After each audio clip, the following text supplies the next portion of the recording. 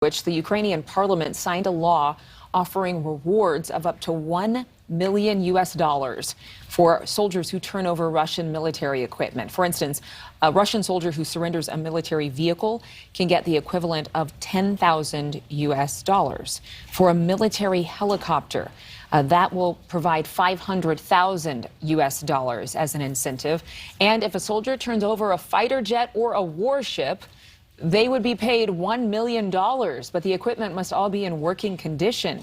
Ukraine also offering soldiers who want to defect to Ukrainian forces, meaning they lay down their arms, they'll get Ukrainian citizenship, or they'll receive help traveling to another country. Joining us right now is Gil Barndollar, Senior Fellow at Defense Priorities. He also served as an infantry officer in the U.S. Marines, including 2 tours in Afghanistan. Thank you so much, Gil, for being with us today.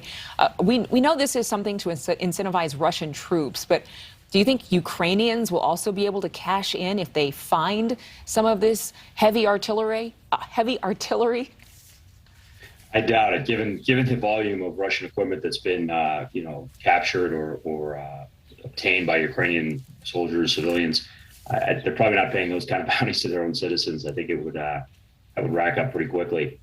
We've all seen the kind of videos or stills of Ukrainian tractors towing off Russian tanks or artillery pieces or other armored fighting vehicles. So yeah, no, I think it's a savvy move on their part.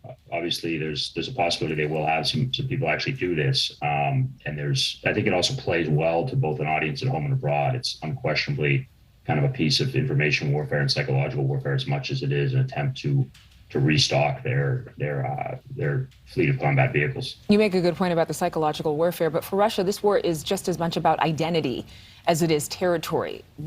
For the most part, do you think that Russian troops will actually put that down, lay that down, in order to just get some cash?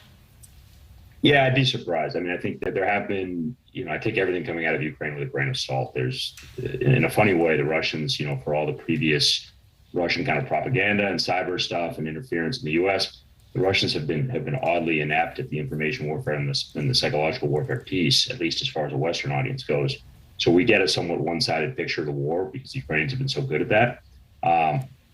But that being said, I think it's clear that the Russians have serious morale problems, have had a lot of troops, had troop surrender, have had defections, have certainly had, as I said, mass amounts of abandonment of vehicles. A truck or a tank gets stuck in thick mud and they just walk away from it, which is a pretty staggering commentary on both discipline and morale. Yeah, absolutely. And we keep hearing those reports of low morale among Moscow's troops. Wouldn't the families of these troops who decided to defect face consequences from the Kremlin for their betrayal?